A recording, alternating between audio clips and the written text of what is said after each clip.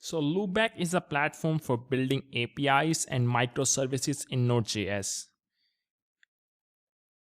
If you have already built REST APIs with Express.js or any other frameworks, you can do the exact same approach. You can build the exact same APIs with Loopback.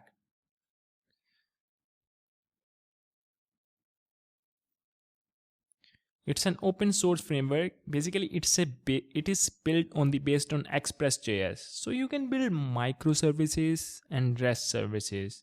Here you can see the complete diagram.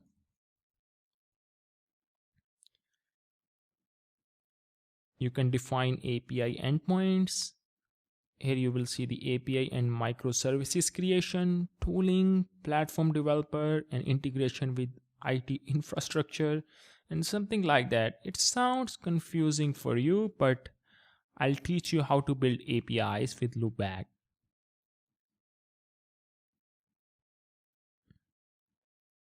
If you are an API developer, then you should use the Loopback. If you are using Node.js, I would recommend you to use Loopback. You have to define your API endpoints and you will define schemas in the Open API format. But the big advantage is that you can use async await. It also supports TypeScript. You can write your Node.js code in TypeScript. It is also good for teams. If you are working 3 to 5 or 5 to 10 developers, then you can use Loopback. Loopback also works with themes.